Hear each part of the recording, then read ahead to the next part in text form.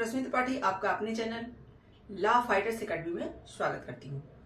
दोस्तों, आपको नवरात्रि की बहुत बहुत शुभकामनाएं।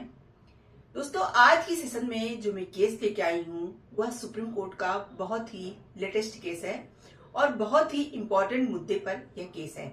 जैसा कि आज के जो केस का मुद्दा है वह इस बात का है कि जैसे कोई पर्सन किसी हाउसिंग कंपनी जैसे होती हैं, जो बहुत सारी हाउसिंग कंपनियां होती हैं जहां पे हम लोग अपना फ्लैट वगैरह लेते हैं, जैसे 3 BHK का हुआ, 2 BHK का हुआ या कोई विला वगैरह हुआ, जैसे हम लेने के लिए जाते हैं और हम वहां पे पेमेंट तो पूरा कर देते हैं, लेकिन जो हाउसिंग कंपनियां होती हैं वह हमें समय पर अपना जो फ्लैट वगैरह हमने बुक कराया है उस पर कब्जा ना दें और बहुत ही ज्यादा टाइम लगाएं, तो क्या वहां पे पर्सन को अपना पैसा वापस लेने का अधिकार है या नहीं?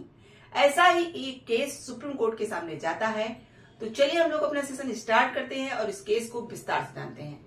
देखिए, यह केस बहुत इंपॉर्टेंट है, इसलिए इस केस का पूरा सेशन का वीडियो जरूर देखिएगा।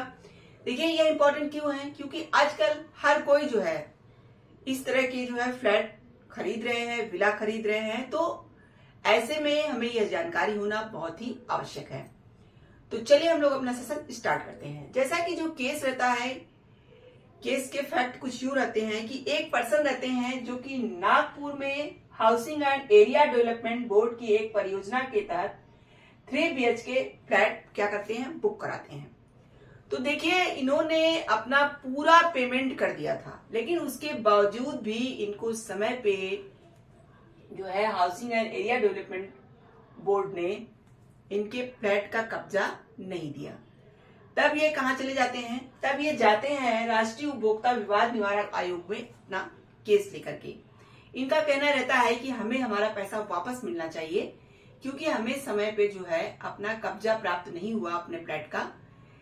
तो देखिए, यहाँ पे राष्ट्रीय उपभोक्ता विवाद निवारण आयोग ने सबसे पहले क्या किया कि जो नागपुर की housing and area development board की परियोजना कंपनी थी, उस पे क्या किया, उस पे 15% ब्याज के साथ इनको पैसा वापस करने का यह आदेश दिया।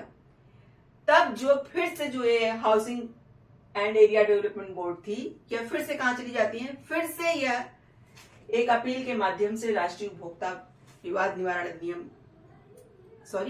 आयोग के पास जाती हैं। तो फिर उन्होंने क्या किया, उन्होंने फिर 9% ब्याज कर दिया और 9% ब्याज के साथ इनका पैसा वापस करने की बात कही। तब भी इनको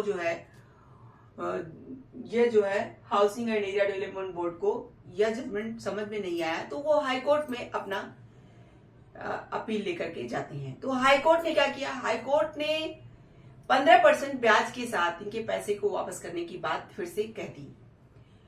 तब यह हाई कोर्ट के जजमेंट के खिलाफ सुप्रीम कोर्ट में अपनी अपील लेके जाते हैं और इनका कहना रहता है कि हम कुछ दिनों बाद फ्लैट बना करके पर्सन को दे देंगे, तो हम पैसे वगैरह वापस नहीं करेंगे। चलिए, हम लोग जानते हैं कि जब सुप्रीम कोर्ट में यह मामला जाता है तो कौन से जज बैठे थे जो इस केस की सुनवाई कर रहे थे और उन्होंने अपने जजमेंट में क्या बातें कही। जैसा कि जस्टिस JK महेश्वरी और जस्टिस अरविंद कुमार की खंडपीठ थी, यानी 2 जजों की खंडपीठ थी जो इस केस की सुनवाई कर रही थी। जब उन्होंने सारे मुद्दे बातों को समझा और जाना, तो चलिए हम लोग देखते हैं कि उन्होंने क्या अपना जजमेंट दिया। जैसा कि यहाँ पे सुप्रीम कोर्ट ने कहा कि हमारा विचार है कि राष्ट्रीय उपभोक्ता विवाद निवारण आयोग, जो कि NCDRC जिसको कहते हैं शार्ट में, ने मामले के सभी प्रासंगिक पहलुओं, जिसमें देरी और याचिकाकर्ता द्वारा धन वापसी का विकल्प चुना जाना शामिल है, को ध्यान में रखते हुए सही निर्णय लिया है। यहाँ पे देखिए, सुप्रीम कोर्ट ने भी राष्ट्रीय उपभोक्ता विवाद निवारण आयोग ने जो अपना जजमेंट दिया था उसी को बरकरार रखा। उनका कहना था कि उन्होंने जो भी सारे पहलुओं को सब यहाँ पे ध्यान देने के बाद जो भी जजमेंट दिया है वो बहुत सही जजमेंट दिया है।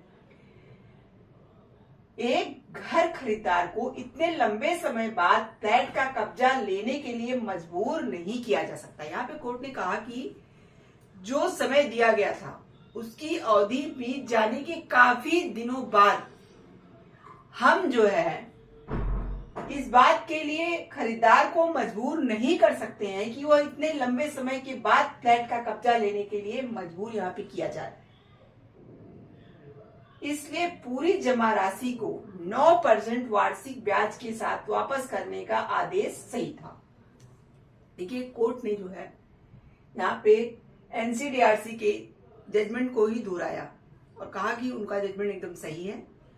और हाई कोर्ट ने जो 15% ब्याज बताया था उसको यहाँ पे कोर्ट ने कहा कि ये ज्यादा मतलब ब्याज था, तो 9% ब्याज वाला जो जजमेंट आया था एनसीडीआरसी का उसी को यहाँ पे सुप्रीम कोर्ट ने भी माना। और सुप्रीम कोर्ट ने यहाँ सुप्रीम कोर्ट के ये केस का हवाला देते हुए कहा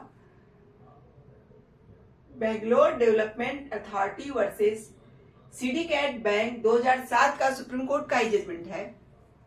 इस जजमेंट में कहा गया था कि यदि आवंटित भूखंड हो, कोई फ्लैट हो या मकान हो, अगर उसका कब्जा निर्दिष्ट समय सीमा के भीतर नहीं दिया जाता है तो आवंटी को भुगतान की तारीख से धन वापसी की तारीख तक उचित ब्याज के साथ पूरी राशि वापस लेने का अधिकार होता है। देखिए इसी केस को सुप्रीम कोर्ट ने दोहराया और इसी केस का हवाला देते हुए कहा कि इस केस में भी ऐसा कहा गया है कि यदि समय पे जो है कब्जा नहीं दिया जा रहा है तो यहाँ खरीदार को भुगतान की तारीख से धन वापसी की तारीख तक उचित ब्याज के साथ पूरी राशि वापस लेने का अधिकार है।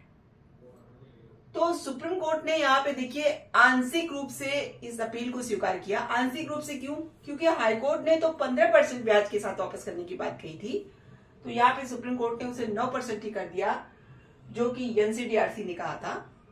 तो यहाँ पे इनके अपील को आंशिक रूप से स्वीकार किया गया और जो खरीदार थे उनको 9% ब्याज के साथ पूरा भुगतान करने के लिए यहाँ पे कहा गया। तो यह था आज के सुप्रीम कोर्ट का पूरा जजमेंट। देखिए इस जजमेंट से हम लोग एक बात समझे कि यदि आप कोई फ्लैट वगैरह खरीदते हो, चाहे भूखंड हो, फ्लैट हो या मकान हो, अगर उसका कब्जा आपको निर्दिष्ट समय पर नहीं मिल पा रहा है तो वहां पे आप उचित ब्याज के साथ अपने पैसे को वापस पा सकते हो। तो आशा करते हैं कि आज का केस आपको पसंद आया होगा। आप मेरे चैनल को लाइक कीजिए, सब्सक्राइब कीजिए, शेयर कीजिए, बेल आइकन को दबाइए जिससे ऐसे ही नए नए केसों जानकारी इसमें आपको अवगत कराती रहूं। तो थैंक यू वेरी मच।